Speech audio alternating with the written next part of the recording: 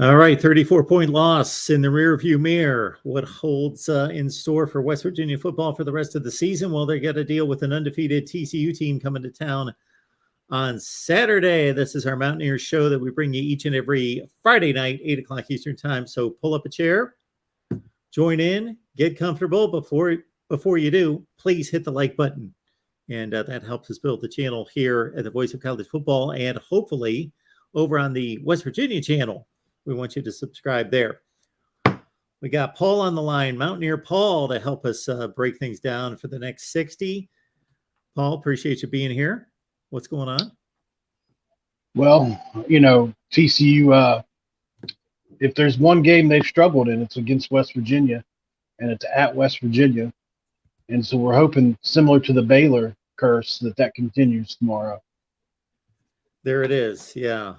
This TCU team, I don't think there are too many souls out there outside of TCU camp that really believe that their long-term, full season, undefeated team, they can certainly beat everybody on their schedule, but I think most of us expect them to trip up. So why not in Morgantown?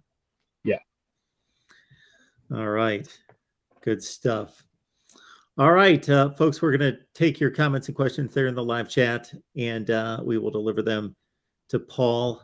Before we get to some coaching possibilities, some rumors and news that's out there, your take on the Texas Tech game. You're probably tired of thinking about it, tired of talking about it, want to put it away, but can you give us one last take on it, Paul? Yeah. Baron Morton did whatever he wanted to do all day long. We looked unenergized. We looked depleted. I don't even, we were never in the game to even be out coached. It was similar to Texas in that it looked like we didn't belong on the same field. And, one of my biggest takeaways from the game was I looked at the 5-year run of recruiting for each team. I took into account who had left transfer portal or otherwise, and there's just no way that the talent disparity, even still with the losses on the back end for us, is not so great that we should be getting beat like we did. And so, coming from the West Virginia side of things, it's been a 4-year run for Neil Brown, and I know we talk about him a lot and how he's done such an awful job this year for us, or at least a lot of us view it that way. More of a roller coaster. It seems like we're consistently mediocre if there's anything that we're consistent at. And we're just really tired of that. It's just one of those things where we're just ready to see a change and really don't care who it is. So did you like the hire when it was first made? Oh, absolutely. Who didn't? I think he was one of the hottest coaches based on what he had done, especially on the road as a coach. That was his MO. They went to places and they beat people. They went to Lincoln and beat a pretty good Nebraska team. I think it was an 8-win Nebraska team that year. They beat on the road in Lincoln. They go to LSU and beat an LSU team that wasn't, your typical LSU team, but was also an 8-win LSU team or 9-win LSU team. And so the expectation was with better recruiting, better facilities. You think that would continue in Morgantown, and it has not. Neil Brown has never won more than 3 road games in any given season since he's been in Morgantown. So it's been a tough road to hoe for him, especially on the road. Thank goodness we're at home. I will say that if there's one thing we've done good since Neil Brown's been in town, it's been home. We've been pretty good there. But, and looking at the hire when it first happened, obviously 3 double-digit win seasons at Troy, that's something we were all looking towards. So there was some sustained success there, and it just hasn't translated. And I was talking to somebody yesterday about this. It just makes no sense in so many ways because the culture is there. The locker room is there. The way the kids speak about him is there. The way the kids' parents speak about him is there. The way the fans speak about him is there. The way he deals with the media is there. So many components, but the one that matters. And it's hard to wrap your mind around. I don't know exactly what the disconnect is. If it's X's and O's, evaluation of talent, not really sure what it is, but it's been really frustrating to try to figure out. Talking West Virginia football with all of you each and every Friday night. We've done this now 43 consecutive weeks. We appreciate Mountaineer Paul being here. Please check out his channel. We will leave the link in the live chat so you can go right there to talk West Virginia football and check out Paul's content. We will talk West Virginia, TCU coming up. We got Melissa Treewasser from Frogs Today coming up to join the conversation. And of course, we're going to get more into Neal Brown, so leave those comments and questions there in the live chat. Do you think he's assembled a good staff? No. I think that's probably one of the biggest indictments on Neal Brown is the saying we've heard come out of Morgantown here lately is Neal Brown's friends are going to get him fired. The most famous example would be defensive coordinator Jordan Leslie being selected over Adai, who is now at Miami and has taken, if not the best defensive player off of West Virginia's team, one of the best in Akeem Mesidor, who just had a 3-sack game the other day. When he left to go to Georgia initially, he took freshman All-American Tyke Smith with him. When he came from Arizona to West Virginia, he brought some players as well. That's kind of his Adai. That's been his MO. But a lot of us felt like we had one of the better coach back ends in the country. And a lot of us felt like he played at West Virginia, and there was really no reason other than he and Jordan Leslie were really good friends for him to get that defensive coordinator job over Adai. So it's been one of those situations where he does the offensive line coach, Matt Moore, coached with him at Texas Tech. The offensive line, even though we return all 5 starters, has been really inconsistent. 200-yard game against Baylor, who by all accounts should be a better defense than Texas Tech. You go on the road to Texas Tech, and they absolutely dominate the line of scrimmage. It's just reverse logic. You wouldn't think that would happen. If you rush for 200 against Baylor, you'd think you would do it against Tech. Didn't happen, and that's been the story for the entire time they've been here. So there are some good staff members on the team. I'm not going to say there's not any good staff, but where it matters, in the trenches, on the back end, unfortunately hasn't been good. Got Mountaineer Paul here talking up West Virginia football. We do this each and every Friday night, 8 o'clock Eastern time. So jump on board here at the Voice of College Football. Get on the West Virginia channel as well. I have left the link in the live chat, and get on over to Mountaineer Paul's channel as well. So we're going to take a look at the schedule here. Give me, Paul, what you think Neal Brown needs to do to keep his job, and if there's any difference, what you would do if you were running the show, if you were his boss, what you would expect out of him, what you would need to see. And then obviously you know what that answer is, but what to take a shot at, what do you think the administration's what I think's going to happen? Well, definitely Neal Brown and Shane Lyons are in bed together. I think that's pretty well documented. Neal Brown is Shane Lyons' guy, evidenced by the fact that after a 6-4 shortened COVID season, he gave him the buyout, which is $20 million, even though we all know it's not going to be quite that much. And so Shane Lyons is rooting for Neal Brown to succeed. Were he to go on a run towards the end of the season, maybe he pulls the upset against TCU tonight or tomorrow. Maybe he wins against Oklahoma, a team that we've never beaten since we've been in the Big 12. He has some chances to give Shane Lyons a reason to keep him around, but he also could go the other way and handcuff Shane Lyons to where he has no other choice, and to where President Gordon Gee will have to fire Shane Lyons as well if he doesn't do something about the situation. And so obviously if it were me, I think I've seen all I needed to see after these 4 years, obviously. Even if he were to win out and we win 8 games, that would be a statement, but we've seen that before. He did that 2 years ago. We won 4 in a row at the end of the season and won a bowl game over Army. That's not translated into anything, so I don't see why winning 4 in a row at the end of this season, for me, would convince me of much of anything. He's still been inconsistent, mediocre as a coach. But Shane Lyons, I believe, if he were to do that and possibly even 7 wins, may even give him the ammo he needs to go to the President Gee and say, hey, I think, because he's also got this recruiting class in his back pocket, which is hovering right around top 25, depending on the week, but it's been as high as 22nd in the country.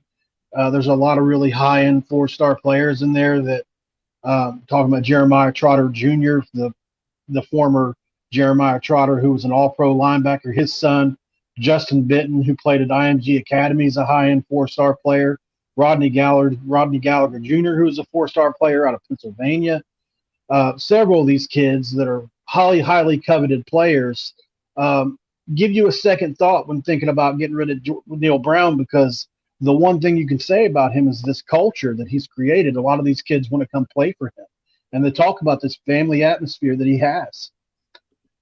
But unfortunately, it's which poison do you want to pick? Because like I was telling Coos earlier, I think we just need to cut bait with all of it.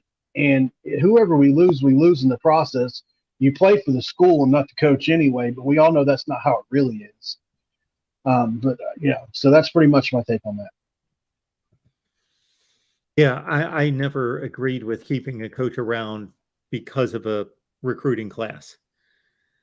I just think the coach is so much more than any particular recruiting class. And if you don't feel confident that you can go get a coach who is going to be able to a certain degree salvage that recruiting class, but even if you lose 20 spots in a recruiting class because of a coach, well, if you're hiring the right guy going forward, then he's going to make up for that in so many different ways. So now, obviously, the recruiting has to be taken into consideration in evaluating a coach. That's a different thing.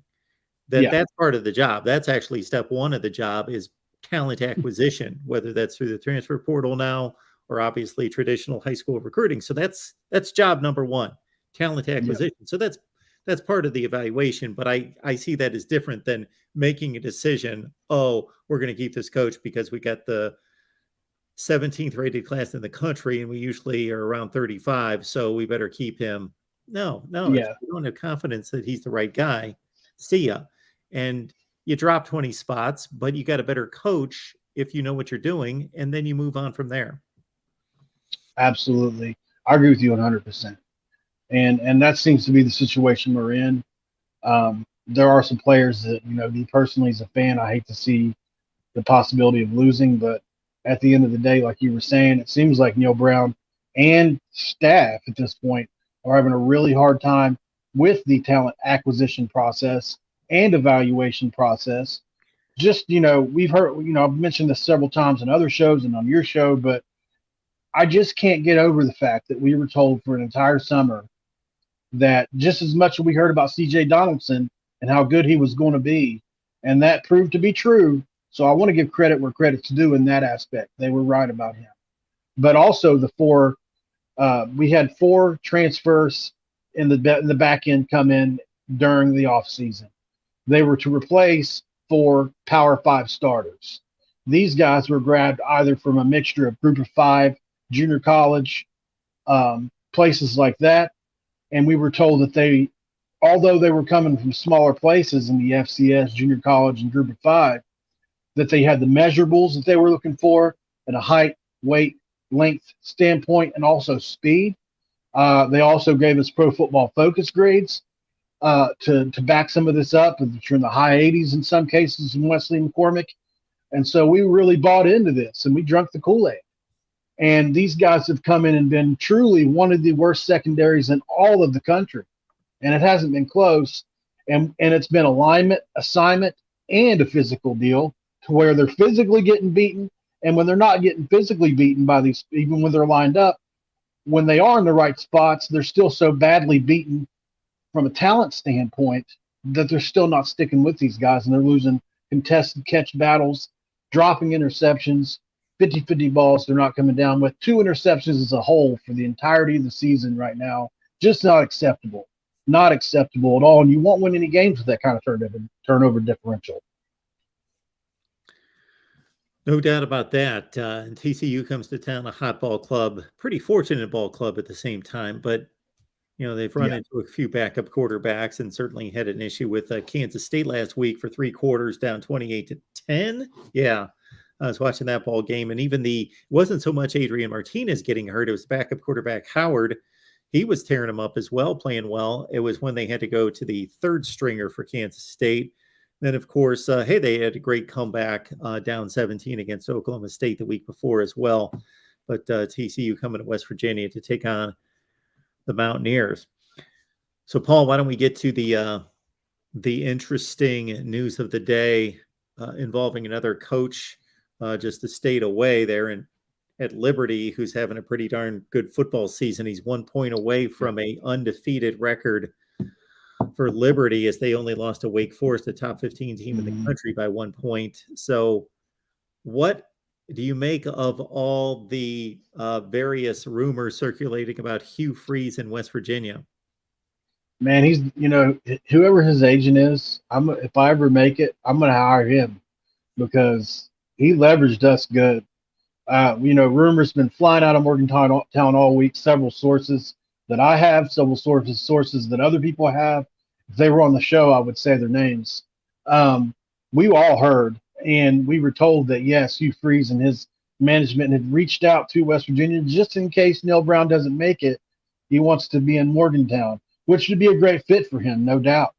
And then the next thing we know, he signs one of the greatest Group of Five deals in history, $5 million a season for a Group of Five coach, just out of this world. That's better than, I think, right around, it's top 40, 50, So, I mean, it's certainly Power Five money, and even more than Neil Brown makes, which is kind of funny. And so he set himself up good to where he's in a no-pressure situation at Liberty. The playoff has been extended, so he's going to have a chance to get into that thing now in a low-pressure situation with, if you let him tell it, these Christian values that he seems to say he abides by now, even though he was supposed to before. We all make mistakes. I get that. So if he has changed, he's at a place that lines up with his faith and the way he wants to live, and it's a low-pressure situation. I wouldn't be surprised if he just keeps that job. But a lot of people feel like now that it's going to take an SEC-type situation to pull him away from there. I wouldn't count out West Virginia in that situation at all. But that's me speaking probably through some golden blue colored glasses. But because he's just been so good there. I'd like to see him in Morgantown, but I've got a couple other guys. I think David Shaw's a really underrated guy. I think would do really well in Morgantown. I made a video this week about 5 minority coaches that I think are being overlooked right now. Every list I'd seen from West Virginia were nothing but white coaches, and I'm not saying that trying to make this political or anything. I just felt like that there were 5 that need to maybe have a little light shined on them. David Shaw being one of those guys.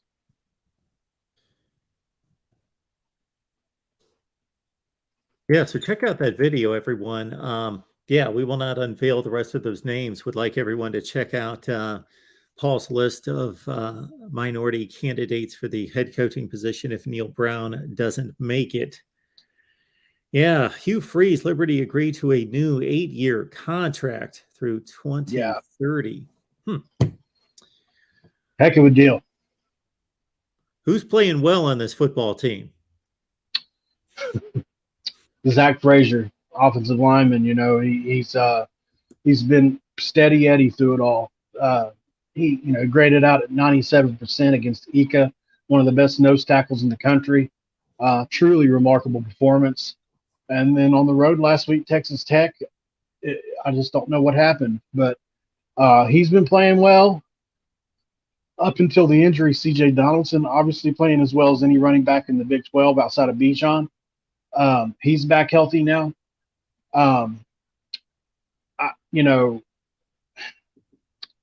Personally, I feel like JT could be playing better, but we'll get to that. That's really about it. If it's not somebody on our offensive line, our wide receivers aren't getting separation. The quarterback's been less than average. A couple of the running backs, Tony Mathis, Justin Johnson, and C.J. Donaldson, have all had their moments. Bryce Ford Wheaton splashed early and has faded off. It's really been a disappointment all the way around. And I think if you ask anybody else that covers this team to any extent like myself, they would say a lot of the same things. Very few positives right now, really.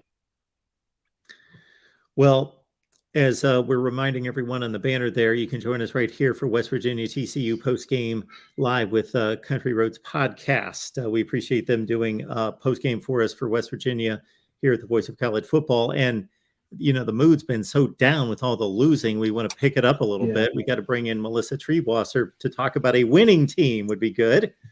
Melissa, listen, do not put that Morgantown jinx on me today. I'm not here for it. So. Oh, I'm putting it on you. I'm putting it on you. We need it. Not saying you guys don't want to stand defeated, but we want you to lose a game. It blows my mind. I don't want it to be this weekend, but yeah, I listen. TCU has not beaten Neil Brown, has not won at West Virginia since 2014 when Jaden Obercrom walked it off. So, you know, as good as we're feeling about TCU and the success they've had this season, I'm never gonna see an away game on the schedule in Morgantown and think that's going to be a walk in the park, no matter what the state of the Mountaineers is at the time. Absolutely. Well, it's weird looking at these two rosters too. I'm sorry, Mark. No, go ahead, Paul. Just looking at these two rosters, you know, outside of Jarrett Dagey in Morgantown, a lot of familiar faces on the TCU roster I saw last year going into that game, and it blows me away the place that you guys are in and where we're at with a lot of the same faces. What a job Sonny Dykes has done. Truly, truly amazing job. He's got to be on the short list of Coach of the Year candidates at this point. Just really impressive that he could take that roster, constructed the way it was, and I know there's been some pieces added. I'm not saying there hasn't been, but I think Max Duggan was left for dead. A lot of people thought resurrected that guy's career. Just amazing, really amazing. I've been a fan outside of this week watching them this year. Well, you know, one of my favorite Gary Patterson-isms was always that, you know, you've got the same guys coming back, which can mean good things or bad things because you've got the same guys coming back. And so you look at a roster that couldn't get to bowl eligibility a season ago, returned 82% of their production on both offense and defense. They're playing the same guys. I mean, like you said, there were a couple key pieces. And when you look at what Alana Lee has done on the offensive line, Mark Perry and Johnny Hodges have been big additions defensively. And of course, Josh Newton too. But outside of that, it's the guys that have been around and unlocking their potential. Yeah, I mean, Sonny Dykes is going to lose Coach of the Year to Josh Heupel would be my guess if Tennessee keeps this up. But it's not for lack of trying. I think, you know, sometimes a fresh voice in the locker room and a shift in culture. And the thing that Sonny Dykes did was just 180 degrees different from literally everything that Gary Patterson did, from access to the media, from the way that practices are run, nutrition, weight training, all of those things. And he took those guys, he gave them a belief in themselves. They believe in the system. And offensively, I mean, you look at what he did at SMU and La Tech, there's no reason for them not to think, you know, that he could do the same thing for TCU. And I think that's why players have really bought in. Well, I do know that even though you're a bit leery of the Morgantown jinx, you know, a double-digit deficit's not going to scare you because the last 2 weeks I've really been focused on TCU, Oklahoma State, and Kansas State. You know, I saw Oklahoma State play Texas. I saw your game against Kansas State. I saw your game against Oklahoma State. That watching those three play have been really interesting over the last several weeks, and obviously. You guys made it work last week. Yeah, I mean, I think that the great thing about the Big 12 is top to bottom, you can't take a team for granted. It is as strong a league as you're going to find in the country, and arguably it's the strongest league. It's got to be among the most best coached too. You know, obviously West Virginia is not off to the start that they were hoping in year 4 of the Neil Brown era, but just ask Baylor how easy it is to win a game in Morgantown. You know, second string quarterbacks, we don't talk about those around TCU right now as a negative. So, yeah, I mean, I think you have to give a lot of credit to just the culture and the feeling and the locker room and the voice that Sonny Dykes and the leadership on these TCU players, what they've been able to accomplish. This team has fallen behind by massive deficits against really good football teams in each of the last 2 weeks and has come out of halftime thinking it was legitimately a 0-0 ball game. And so I think that just their ability to fight and make sure that they never are going to give up, I think has been the difference for TCU. Chandler Morris still the backup right now? Is he still he was injured earlier? Is he okay now? That's been a really interesting scenario because I think he did finally rise back up to number 2 on the depth chart. For a while, Sam Jackson was there. By all appearances, he's fully healthy and available to play. And obviously has not played since the first half or third quarter, I guess, against Colorado. Yeah. Just again, another thing to say about Max Duggan. A year and a half, just over a year ago, this was a guy who thought his football career might be over because of a heart condition. Then he loses his starting job that he's had for 3 seasons to Chandler Morris. Comes in because Morris gets dinged up and just refuses to relinquish the role. And so, Dykes talked all through fall camp about what a great position he was in, that he was having to make a really difficult decision of which guy was going to start. And I don't think anybody around TCU was surprised when Chandler was the guy. I think we were shocked at the way that Max Duggan has played since. Nationally, I think the narrative has been, how do you not root for this kid? Never even thought about entering the transfer portal, which I have zero problem with players entering the transfer portal. I want to be clear about that. But a kid that loves TCU, loves Fort Worth, wanted to be there, was willing to be, as he told Sonny Dykes, if I need to be the water guy, I'll be the best water guy in college football. And I think he's one of those that really meant it. We hear a lot of those platitudes, but he's lived it out, and he was ready to go when his time came. And TCU is what TCU is today because of the way that Max Duggan has played. This is not a defensive program like we've seen the last 25 years. This is a team that's got to score to win, and Duggan has done almost everything right for the first 7 games of the season.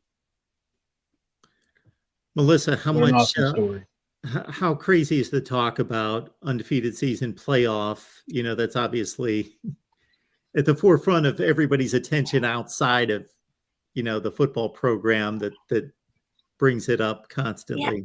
I mean, it's a lot of fun, but TCU fans haven't forgotten 2014. And I think we all know that in order to make the Final Four, the Frogs are going to have to be undefeated. And, I think we looked at that 4-game stretch of Oklahoma at Kansas State, or Oklahoma State, Kansas State, all 4. We knew that was going to be a tough stretch. When all 4 ended up being ranked, we thought, oh, no way TCU gets through this unscathed, right? Somehow, some way they did. But now you're looking, you have to go to Morgantown. Oh, it's Halloween weekend. Oh, it's homecoming. Oh, Neil Brown's fighting for his job. So that's not a gimme game. And then you get greeted with Texas Tech at home. And if you were paying attention to social media this summer, that one's got a little bit extra juice, even more than normal. And then to Austin to play Texas. And, Gary Patterson, who might know a little bit about TCU football players.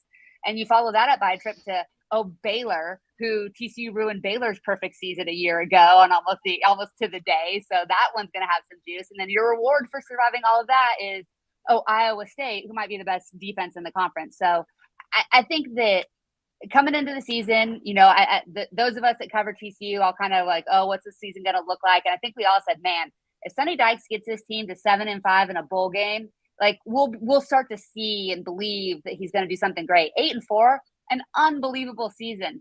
Now I'm trying to talk myself into, I'm going to be okay with 10-2 and a berth in the Big 12 championship. My fear now is who's going to be the one that gets to ruin TCU's dream season. Is it going to be this weekend at West Virginia? Is it going to be Texas? Please don't let it be Baylor. I can't live like that. But at some point you just kind of keep waiting for the magic to end, but TCU just kind of keeps pulling the rabbit out of their hat. So I don't want to get ahead of us.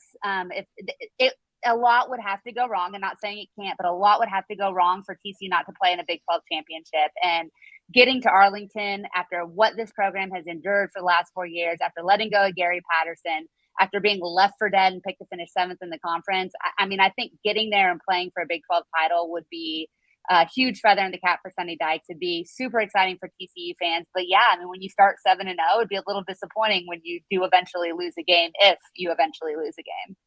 And Melissa, you mentioned the reward being Iowa State at the end of the season. If you want to take it a step further, the reward is playing in a Big 12 championship game. And the tough deal for the Big 12 number 1 seed is unlike any other conference where it's pretty rare to have a rematch in the championship game because you're tagging a team in the other division with a loss, so they usually don't get through. It's very rare. You got to beat somebody you already beat to then make the college football playoff. And it's probably going to be either Oklahoma State or Kansas State, Yeah. neither of which we saw how those games kind of started out. So there's certainly no guarantees here. Again, it's just that trying to keep that mantra of 1 week at a time, one game at a time, enjoy the ride. You had told me 7-0 at this point in the season, the beginning of the season, I would have thought you were on crazy pills. So it's really fun just to see TCU winning, and not just winning, but playing really, really well and playing with a lot of confidence. If they get to 8-0 after this weekend, then yeah, you can start kind of letting the other shoe drop, I guess. But at this point, the Horned Frogs are on a really good path to 10 wins, and 10 wins in a really good bowl game. After the last time you played in a bowl game was the Cheez-It Bowl, which was the greatest bowl game in all of history. But Was yeah, it 7-6 or whatever it was? I think 7. It was a rough one. Interceptions. Yeah, there were more interceptions than points for the vast majority of that football game, and I'm not complaining. It was hilarious, and I loved covering it. But yeah, I mean, I am just really trying to stay in the moment. But this is a really talented football team, a flawed football team, especially defensively, but a team that's like, why are you going to bet against them at this point? They keep proving that that's not a smart play. Anything else, Paul, you got for Melissa? Just two metrics that I really pay attention to that you guys have really, really exceeded at this year is probably the turnover differential and the yards per play. You guys are just really, really good in both of those. Third in the country in yards per play at over 7.5 yards per play a game. It's going to be interesting to see. Charles Woods comes back for this game, who was able to lock up Quentin Johnson last year. We'll see how healthy he is. If he comes back healthy, he could throw a wrench into this a little bit, because when healthy, he's one of the 2 or 3 best corners in the Big 12. Be interesting to see how that plays out. I think the thing that I've really appreciated about watching Sonny Dykes this season alongside Garrett Riley is their willingness to adjust from game to game. And so, Quentin Johnson was middlingly involved the first couple of games of the season. And at Kansas, they decided, we're going to show you what this guy can do so that we can open up some other things. And they just force-fed him the ball. I mean, he's targeted, I think, 18 times in that game, 14 receptions or something ridiculous. The next week against Oklahoma State, they felt they had an advantageous situation. And so they didn't force him the ball, but he was still the primary receiver.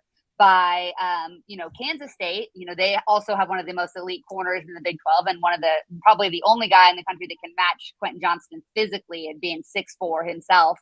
And so that was the Jared Riley game. And so that's the thing that's really fun about TCU's offense this year. And we haven't seen this creativity since 2014, is that, if you decide you're going to take away Quentin Johnston, you got to deal with Jared Wiley over the middle of the field in the red zone. You got to deal with Darius Davis, who might well be the fastest player in the conference, if not the fastest player in the country.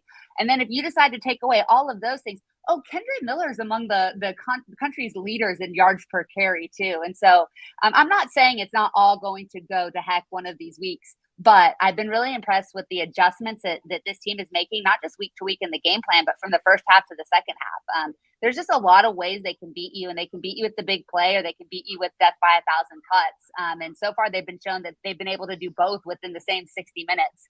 And that to me is what kind of makes me feel like TCU's gonna score. The question's always going to be, are they going to stop you from scoring, or are they going to keep protecting the football? Because they've done such an excellent job. I mean, Max Duggan has 1 interception so far, knock on wood. And that was at the end of a half on kind of a Hail Mary play against Kansas. And so that's really been, like you said, one of the biggest difference makers for the Frogs this season. Folks out there, we should be giving Melissa a round of applause just because of great analysis. But on top of that, she's on vacation, so she should be mentally checked out. And so for Melissa, for you to completely deliver, even under those circumstances, and just to be here on vacation talking to us is amazing. Well, I've been waiting for the Mai Tais until after. So nice. This game tomorrow kicks off at 6 a.m. So we'll be doing mimosas and college football at 6 a.m. Oh my goodness! Barely be light out, but I'll be watching. Sweet. Melissa Treebwasser, Frogs Today. Get on over there. Check out what Melissa has on her Twitter. There you see it there, Coach Melissa. Melissa, thank you so much for stopping by. Have a great rest of your vacation. Thanks for having me on, guys. Sure. Great meeting you. Bye. You as well. All right. Good She's stuff, great. Melissa. Absolutely.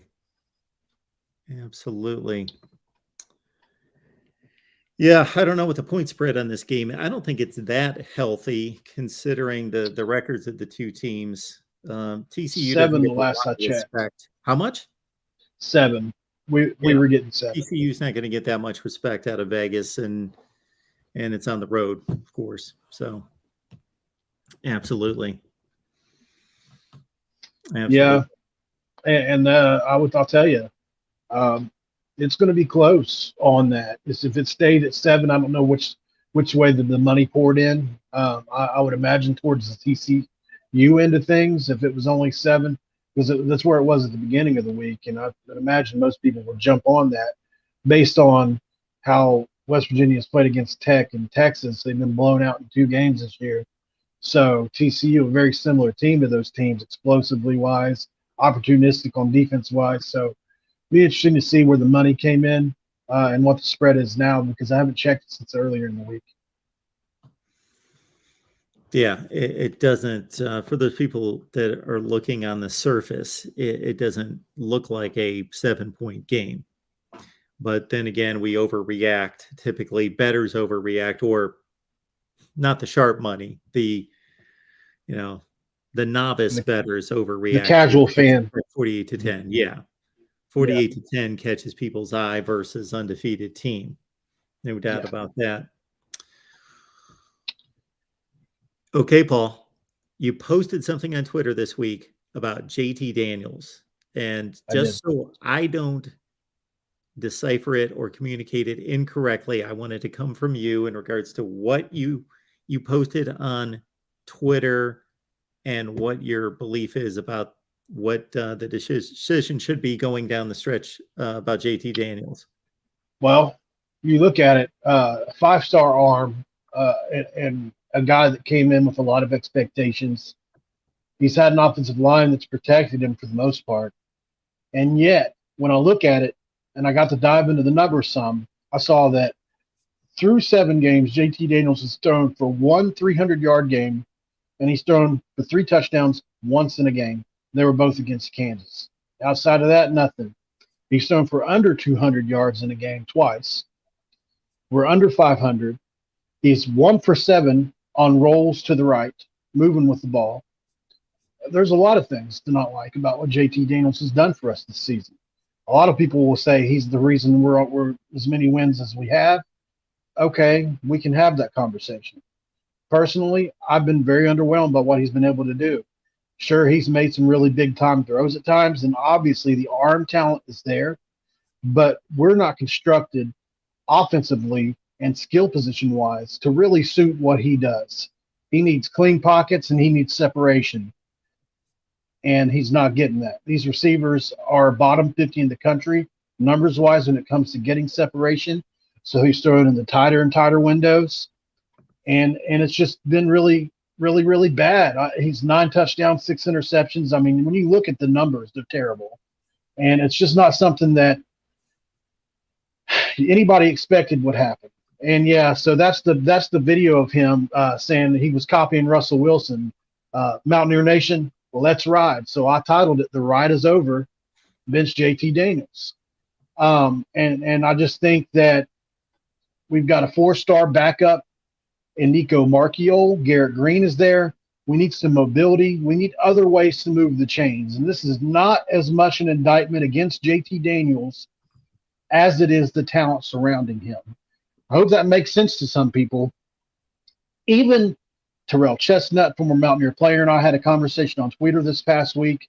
Other people in the Mountaineer community that have played the game at the college level asking why is JT Daniels running zone read with passing concepts when there is no chance he's going to pull the ball. There's no reason to even go through that motion. It's just not going to happen.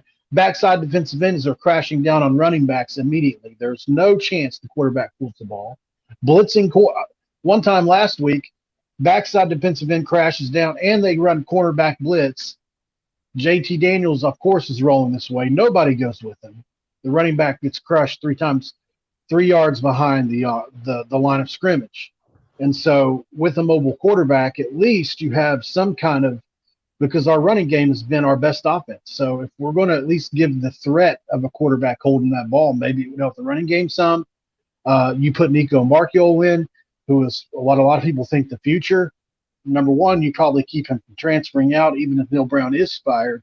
Number two, you get him experience.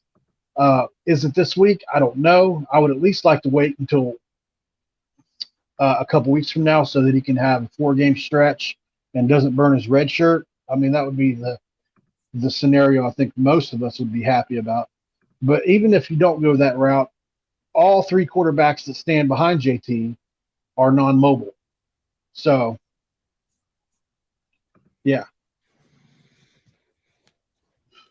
Just really bad numbers.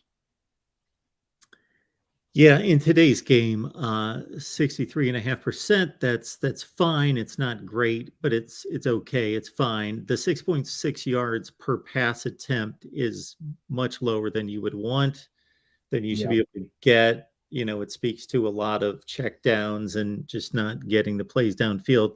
10-6 is the TD to pick ratio. Again, in today's game, not what you need for a winning quarterback.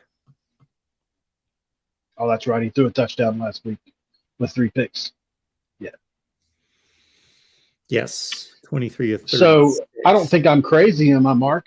You know, I mean, I know you're kind of from the outside looking in, and but we're not. I mean, it's not like he's not beating the world here. Look at, I mean, the numbers are saying it, everything. Well, if Neil Brown was the head coach of JT Daniels, meaning that's what his complete responsibility was, that would be one thing, but that he's the head coach of West Virginia. He needs to do what's best for the team, for the program, and he's accountable to all the players on the field and on the roster and doing what's best for the program, not, you know, protecting JT Daniels' career and trying to set him up for the NFL. For as much as I'm sure coaches want to do that for their players, of course, there's loyalty going back and forth. You got to do what's best for your program. And if it's a lost season and you've got a Nico Marchiol who has very little experience, but has the tools to become a really good quarterback, then man, you talk about a great time to audition and great reps to get. They're against the likes of Oklahoma State and Oklahoma and a lot of good teams. Yeah, I'm not saying it's going to be this week. I think Neil. I mean, obviously, I mean, I don't think Neil Brown would be a competitor if he didn't think, okay, we've got a shot at 8-5. You know, I mean, he's thinking that, and I'm hoping that. In my heart of hearts, of course, I want us to win out and be 8-5, but it's just not realistic. You have to turn on logical brain at some point and get out of fantasy land. You know, 2 games on the schedule that I see that we even have a chance to win down the stretch, just based off how we played. Obviously, Iowa State being one of them, and Oklahoma if Dylan Gabriel has an off day. And those are the only 2 teams that I even feel comfortable talking about as winning against. Unfortunately, offense not explosive enough, defense not opportunistic. 2 turnovers on the season, just absolutely dreadful. And a back end that's been replaced by FCS talent, Group of 5 talent, and junior college talent. And it's okay if you've got one at that, one junior college FCS or Group of 5 guy that comes in, like we had last year in Charles Woods, who turned out to be a home run. Which is why I think they went back in and tried to do it again. I think they thought they found some kind of secret sauce with these FCS transfers and Group of 5 transfers and things like that. Those lower caliber guys that fit the metrics they're looking for, and it just hadn't worked out. But now you replace an entire back end with these guys. It's just going to be a rough, and that's what it's been. Our guy Connor Johnson, who joins us on a regular basis on all our shows, a big Oregon State Beavers fan, and of course it was Oregon State, West Virginia. Who was the third school? I'm forgetting. Missouri. Yeah, he was down to 3. Yeah. Well, in Connor Johnson's mind, Corvallis is paradise. Number 1. It's just the place to be. So again, a bit skewed analysis here, but we love Connor. better coaching, pro-style offense, great offensive line, fast receivers. Yes, JT regrets, I'm sure, not going to Corvallis. Absolutely. I, Yeah, and I think JT probably picked Brent. You know, if you're looking at it from the outside looking in, obviously Graham Harrell played a huge part in that, uh-huh. but also just as a brand, I think West Virginia shines a little brighter than the other two. No offense to Connor, just historically what we've been. You maybe talk yourself in from afar that I can possibly do what others have done in the past there, whether that be a Will Greer or a Gino or Mm-hmm. somebody like that. Sure. And he probably envisioned himself in that mold. And it just hasn't happened. Now, if he comes back next year, you know, which I'm completely open to happening, obviously his NFL edition has not gone the way he wants it to go. At this point, he's on the outside looking in at maybe a 7th-round draft pick, most likely going undrafted at this point. Now, I don't know if he gets to the combine, and because he can sling it. You know, arm talent is there, and he might, you know, if he gets in front of a guy, an executive or something like that, or a scout, maybe he can turn some heads that way. But certainly not. His tape doesn't speak to very much right now. Yeah, because Paul, as you will know, there's a lot of coaches and a lot of scouts out there that are really good at what they do, but they're a little bit blind to this. They feel as though, hey, when they see talent, regardless of how much that player, and I'm not saying JT Daniels has failed in any such way, but maybe Right. underachieved in their career, they always feel like they're the guy that can unlock as long as they see the arm talent, the speed, whatever the position is. I'm the guy that can get that out of them. Mm-hmm. There's definitely ego involved with that. You've seen guys like Andy Reid. I feel like Andy Reid's always been that kind of guy. He always likes to look what I did with that guy. I took a chance on this guy, Patrick Mahomes, nobody knew about. Took a chance on this guy, Donovan McNabb, nobody knew about. I mean, people knew about him, but Sure. people at that point in time, especially the way McNabb played, didn't think that he would fit into a pro system. Same thing with Patrick Mahomes. He uses these guys to light up the league. Ego. Have you had much of a chance to see Nico Marchiol play? Obviously, we've got the spring game, and you've got high school tape to go on. Yeah. High school tape is very good. He was the Arizona Player of the Year. And you think about the quarterbacks that have come out of Arizona here lately, Spencer Rattler and others. Arizona's been a hotbed for really good quarterback play here in the last few years. Probably his most famous game was they came from 17 points down to beat a top 5 ranked team inside of I think it was somebody in the comments might have to, because I'm just going off memory here, and from this is when I was studying his tape in the off season. I want to say they scored 17 in under 3 minutes to win a game against a top 5 ranked team. Trying to remember the name of the team that they beat too, and I apologize for that.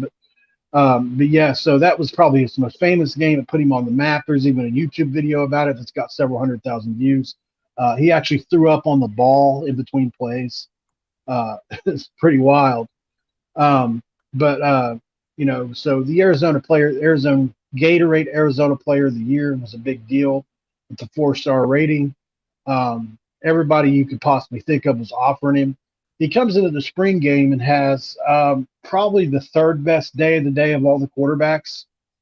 But what we've heard is he and JT have become really close, and he's learned from JT pretty closely. And word out of camp is what I was told is if it's during a game, Garrett Green will come in and play. But if it's an off week and let's say JT gets hurt at the end of the game and we're preparing somebody for the next game, then it would be Nico. He had a full week to prepare for it.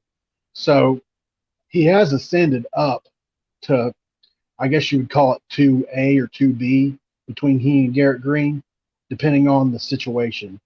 You know, getting thrown into the fire, I guess they'd rather go with somebody with some experience in Garrett Green than if he has a week to prepare Nico Marchiol. But there's a lot of people that think that he is going to be a very, very good player. He's a left-handed player, so there is an adjustment there as well. Be interesting to see. I would say he probably has a Tim Tebow type skill set as far as his running ability goes. Not the fastest guy, but he's a big kid, a big thick kid. He's tough to bring down. He's an interesting kid for sure. John is asking, and we've got it on the banner right there. We've got a call-in show directly after West Virginia Live. Yes, 9 o'clock Eastern time. So in 5 to 10 minutes, we will be live and taking your calls right here at the Voice of College Football. All right. Bishop Gorman, that was the name. Oh, of the yeah, school. yeah. Yep. Oh, yeah. They produce tons of players. Yeah. They went. Hamilton in Arizona went on the road and beat that Bishop Gorman team. Obviously, Gorman was the better team, but they were able to score touchdown, onside kick, score, onside kick, score. It was a wild scene. Pretty fun. Get on over to Mountaineer Paul's channel right here on YouTube and check out his work on West Virginia football for sure. Get on over there. What's the best way to find you? And probably if we just do a Google search or a YouTube search right here, and I will drop the I'll drop the link in the live chat again. We just had it in there. Okay. Yeah. The channel's grown pretty quick. It's technically I've only been up for about a month now. We're heading towards 300 subscribers, so I feel like that's pretty good. And only growing. Several of the videos are growing in number as far as views go, up into the thousands, which I'm really proud of. So I'm excited. I'm not going anywhere. I'll be covering into basketball season as well if you like basketball. So I'll be doing all that. And you can find me there at Mountaineer Paul Talks Football, and also on Twitter at Paul Mountaineer, just reversed. And we've dropped the link in the chat, folks. And please subscribe to our West Virginia channel. And we would like to get to 1,000 subs here pretty soon. It's been a slow climb. We know there are a lot of mountains in West Virginia. It's been a slow climb up the mountain for this channel. I don't know why. Joey and others have told me that that West Virginia fans they're stubborn. You got to takes a while for you to prove it to them. So maybe that's it. I'll be posting more content on this channel as well this week. We appreciate tomorrow. We'll have a video tomorrow, obviously in the post game. But I've got some other stuff I'm working on. Too bad you didn't cover basketball too, Mark. Or do you? Do you cover basketball? No basketball. We've got enough football to deal with. Believe me. No basketball. I gave up covering basketball Silas. a long time ago. A long time ago. Paul, appreciate you being here, making this work. Without you, we don't have a show tonight. So we appreciate. I'll be here every time you need me. Thanks, man. Thank you so much for that. And again, it's Mountaineer Paul. Get on over there. We just dropped the link in the chat. So check out his work. And I'm going to take calls right here. So it's going to be a different link, but keep right here at the Voice of College Football on the main channel. And we're going to take your calls. I will be back up and running here in about 1 minute.